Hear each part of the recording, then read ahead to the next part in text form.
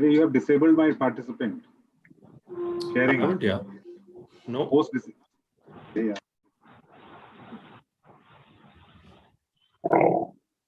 Chalo, we're ready. Allow me to share.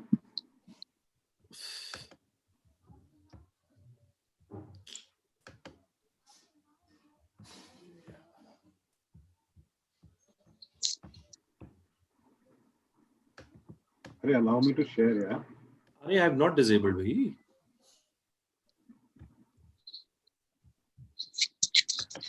How do I allow you? Wait.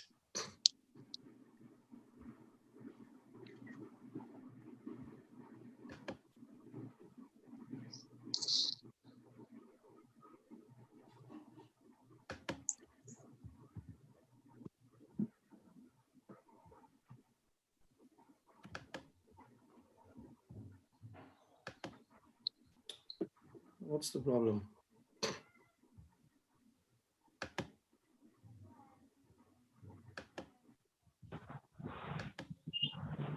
Yeah, okay.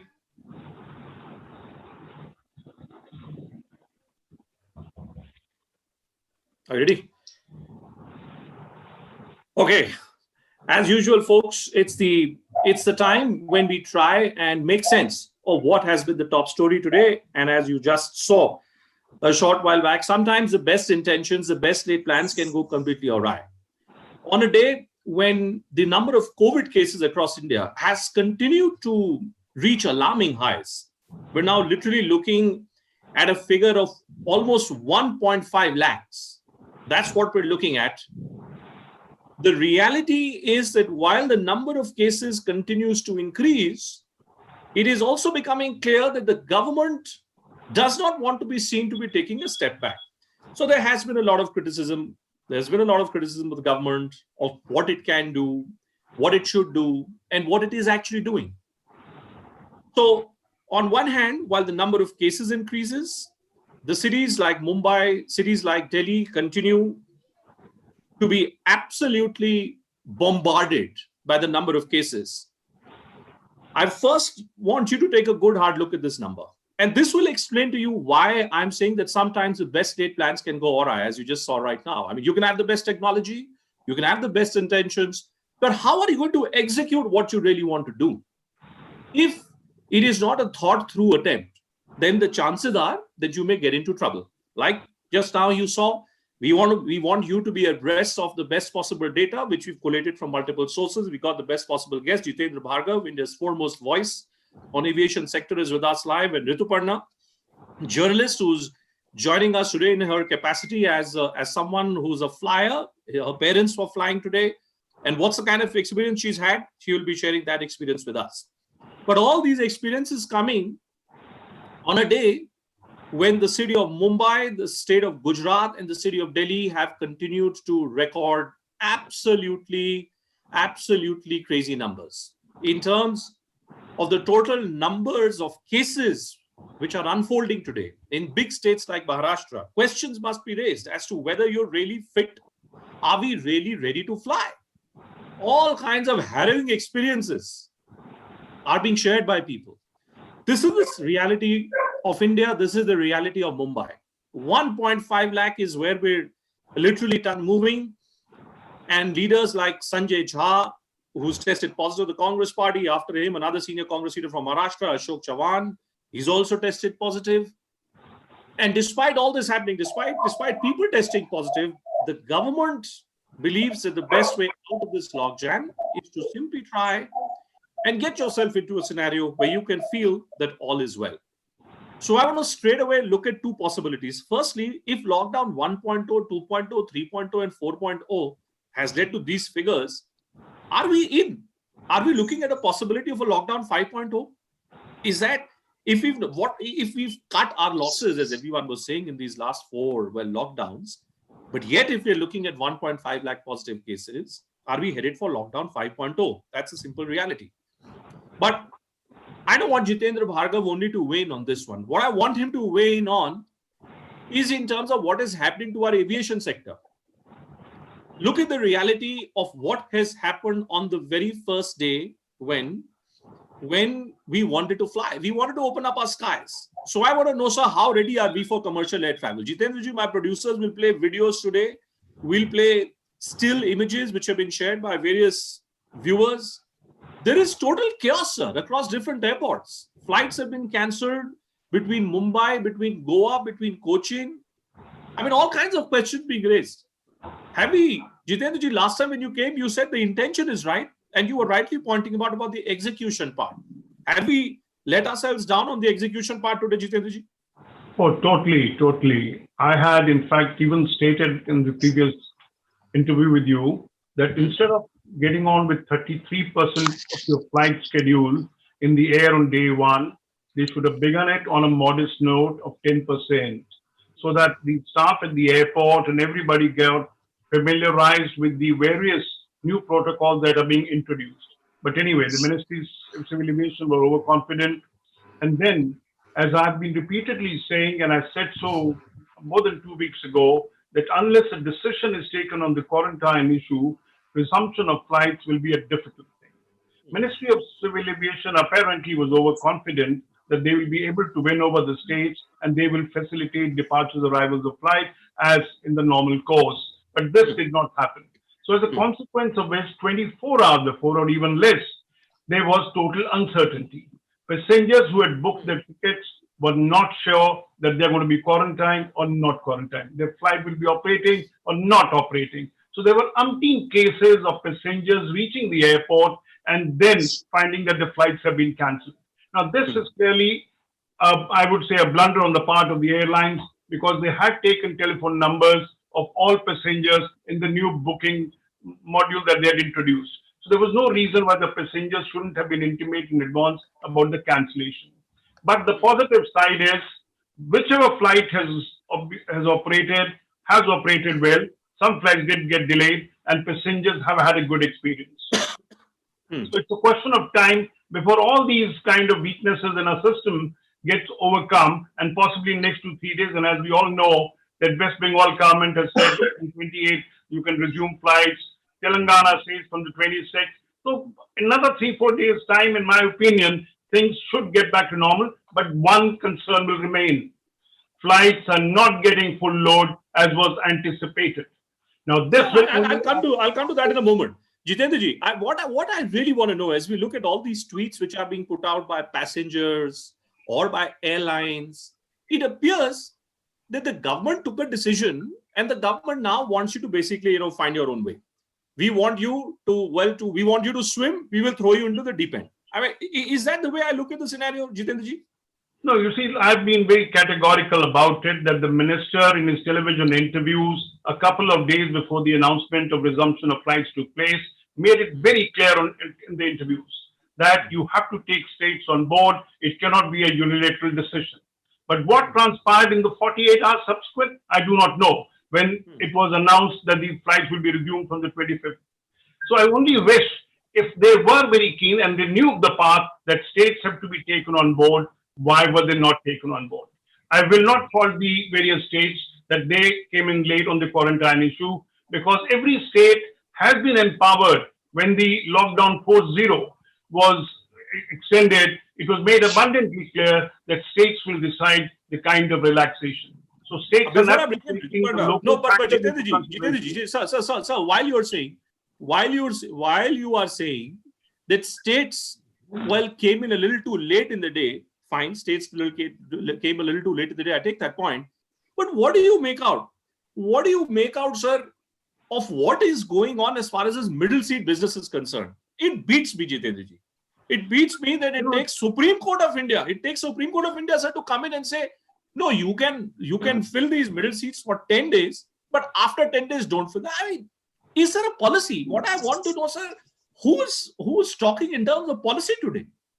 You see, on the middle seat issue, it's an unfortunate part, because Bureau of Civil Aviation Security has advised the Ministry of Civil Aviation that for social distancing norms, the middle seat should be kept vacant. Second part was that even if you were to leave the middle seat vacant, you do not observe or follow the social distancing norms. You are still very close, only 32 inches apart at the maximum on a seat. So with the result, The government decided that we will go ahead, and I will not fault the government on it. The only fault that I feel is that the minister said in his press conference publicly that we are going to be using the middle seat because if we don't use it, the fares will go up. Now you cannot cite fares versus the health. These are no comparison. Factors cannot be compromised. And so the logical reason was, or should have been, that seats will be used because we have studied it. There'll be no threat of infection to the passengers sitting by my side because of the following reasons. One, in an aircraft, all passengers face in one direction, they don't face each other. Everybody will necessarily be wearing a mask. These backs of the seats served as a barrier for free flow. The air conditioning system on the aircraft is such that you get the air from the top and it goes down and then disappears, not like what we have in our houses, etc. It's akin to what we have in hospitals. So there were kind of precautions taken besides, of course, on the ground. So this has become an issue, and I don't think the Ministry of Civil Aviation put forth the argument strongly. And let me add to it here. Even IATA, which represents 250 airlines of the world, has in its protocols for restarting of the industry made it clear that leaving middle seat vacant is not a necessity. But it was just the original proposal, but it was compounded by a statement that because of the likelihood of increase in fares, we are going to fill up those seats, etc. Okay. Let me just bring in Bhupendra for a moment, and let me understand this from a passenger point of view. Jitendra ji makes this argument that, well, hopefully over a period of time, everything will fall into place. Please explain to me, when your parents were flying between Delhi and Calcutta, you were pointing out, what was the experience like? Please tell me. So we had booked flights on Indigo today, and it was a flight that was to take off today at 6 p.m. So then we got to hear yesterday that there are certain states which are expressing reservations about not wanting flights to take off from 25th. And of course, given the state of Bengal, we understand, because there has been a cyclone that has taken place and the Chief Minister wants some time to restore things. She wants to wait for things to get back to normal. But the thing is, I had 2 tickets booked, and given the time we had booked the tickets, 2 of those tickets were around 15,000 something. And so they got cancelled. Of course, we understood they will be cancelled, but we got the message from Indigo only at midnight. And then what happens is, we know that once the ticket gets cancelled, it should be moved to the credit share. So I had tried rebooking the flights on 28th using the credit share, but what had happened was the PNR was still not cancelled and the amount had not yet been transferred to the credit share.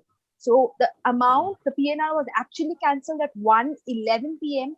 and then the money was transferred to the credit share. So when I tried to book on the flight for 28th, the flight had been totally booked and all the tickets were sold out. So I did not again get an option to retrieve the money. So the money every time, and this is not the first time this has happened, we had also booked tickets earlier and it has been the same experience every time. The money gets locked up in the credit share, but we don't get to use it when we edit the booking or try to book the next flight because something or the other happened. And the customer care, when I tried calling the customer care, there was a 25 minutes waiting time and then I got disconnected. I had to call again and wait another 25 minutes, and that is when they transferred the entire money to the credit share. But by then, all the flights were gone. So I got the next flight.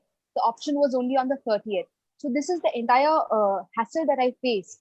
And personally, I was thankful that this was not a flight that was taking off at midnight, because then my parents would have been in a bigger hassle because they would have rushed to the airport because they knew that they had to report 2 hours earlier. Because I am here to help them out, probably I helped them out. But I don't know. I'm just thinking, what about those passengers who were to take the midnight flight? They must have been in the airport when they got to know that there will be a complete rescheduling of all the flights on 25th. Look, Jitendra, look at what she says. You know, I have one more question to what Bhupendra is talking about. No, Bhupen, can I just answer some of the points that she raised? Sure. Go ahead. In defense of the airlines, you must put it this way, that today was day 1. They were forced to cancel flight because of what various state governments' decision and ministry intimating them late in the night. So they had to rework the entire flight schedule and aircraft movement. So they were flooded with a lot of queries. So like waiting for 25 minutes, etc. in my opinion, irrespective of the number of people you put on duty, you will still not be able to meet the demand. That's the unfortunate part. But one thing that on which airlines cannot be excused is, like she says, about the refund of money.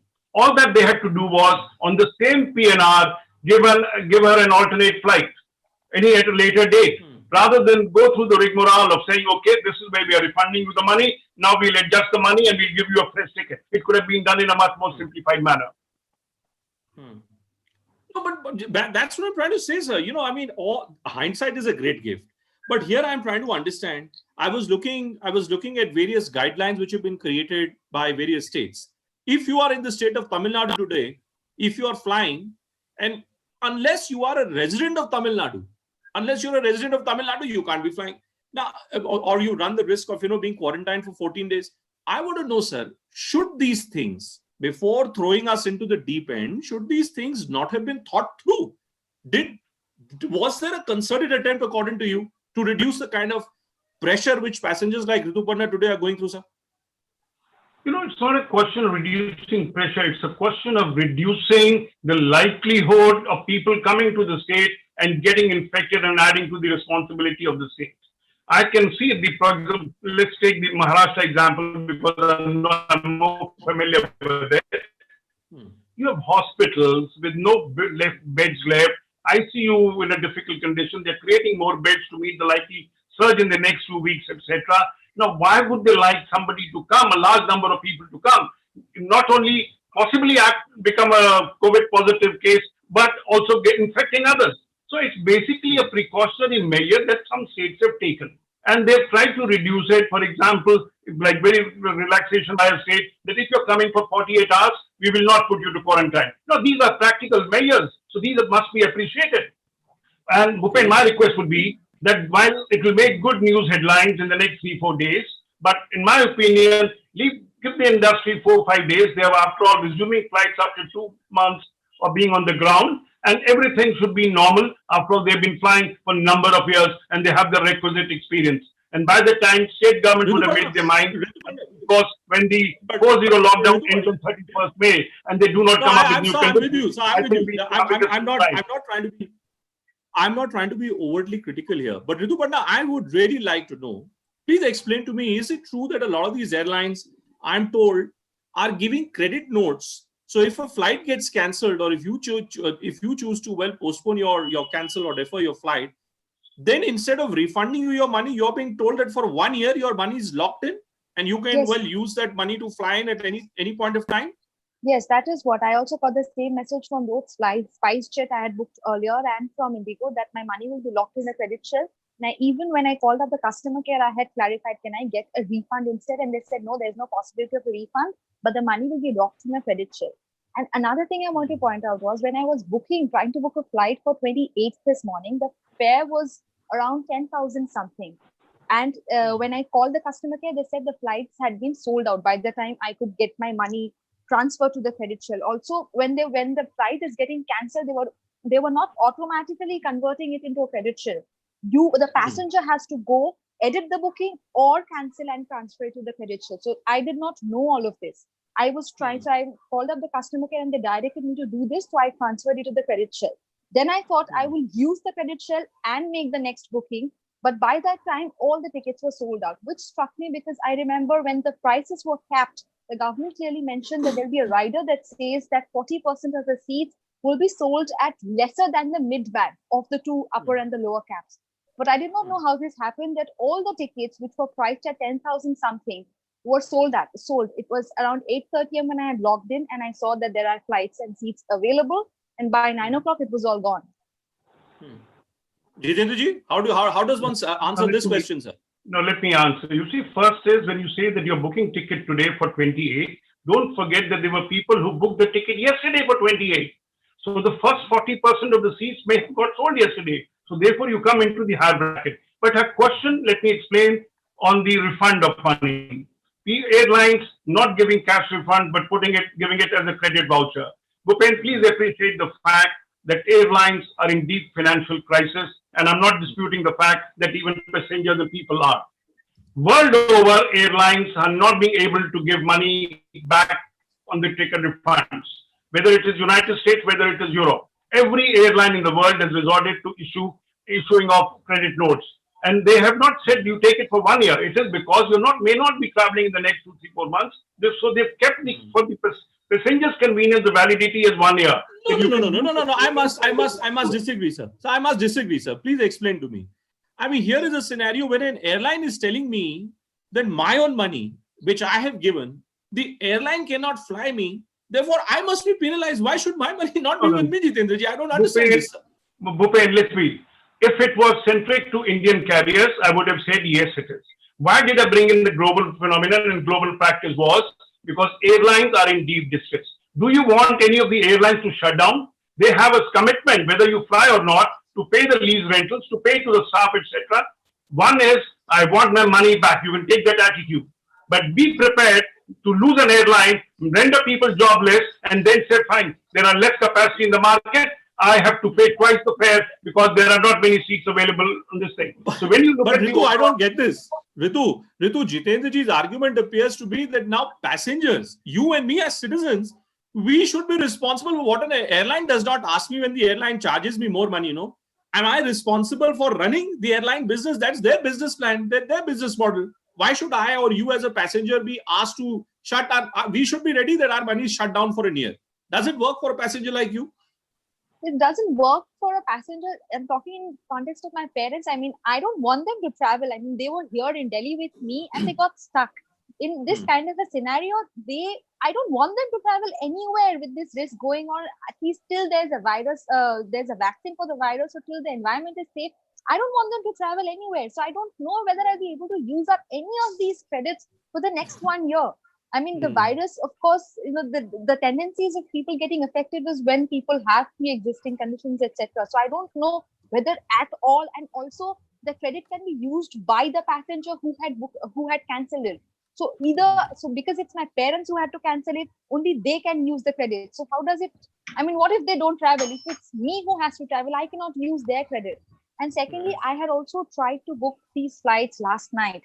Back then, last night, I saw there were 4 flights. Indigo was offering 4 flights. Today, there was only 1 flight. And this was bound to happen because last night, the plan was they would fly 1/3 of the entire summer schedule between 2 metro cities. But then it was said that Calcutta will only allow 10 flights. So they had to, redo the entire schedule. So of course I had to wait. I couldn't take the risk of booking it because in the morning I saw many of my friends who told me that we had booked it last night because the fares were comparatively low. It was around 3,000, 4,000. But today again it's cancelled because they redid the entire schedule. So we did not know. We did not have clarity. And I of course understand that the airlines definitely will have a lot of things to handle. So I also reached out to somebody who's working in India and I knew him personally. And he said that we are also, the website is handling a lot of traffic and we are trying to, make things up, but we don't know what to do. So of course they have been in a problem, but also from my end, as a passenger, I cannot keep on booking flights and my money is locked with the airline. I don't know when I'll be able to use it. I mean, this is a necessary travel. I wouldn't have traveled otherwise. That's a fundamental problem. Jitendraji, final question then to you, sir. The word is... She raised pertinent points. Let me explain to you on one thing.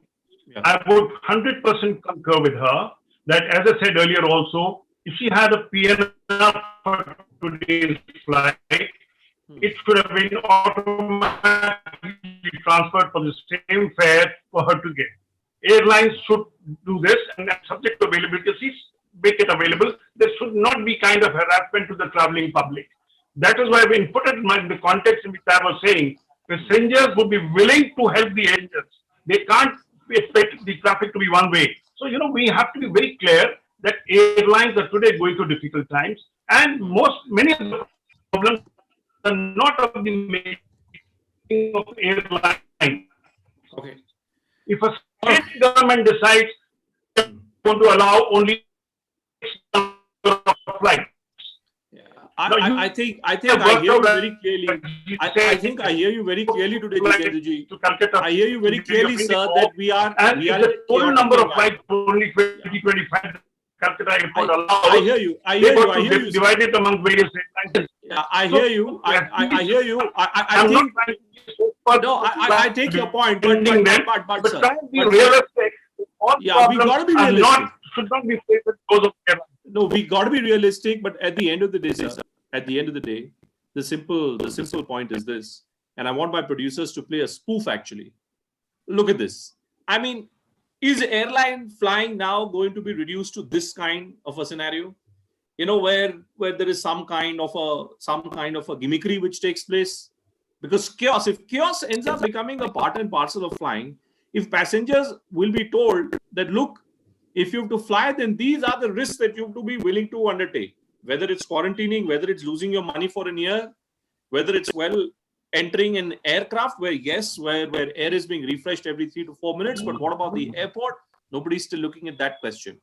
So while we are all hyperventilating about middle seats being occupied, not being occupied, it appears to me that this case of opening up the civil aviation sector on a day when the state of Himachal Pradesh has decided to extend the lockdown to the 30th of June, when the Delhi-Ghaziabad border, word is just coming out, has been sealed once again only and only for essential services. Are we really ready? Should we have gone in for opening up of the skies or not? I think it's a question which must be bothering the civil aviation minister and the mandarins in the government. Jitendra Bhargav and Ritu Patnath, thank you so much for joining us. I hope both of you stay well and stay safe. And I hope that neither of you have to go through the chaos of flying in this kind of an environment right now. Bye. Good night. Stay well.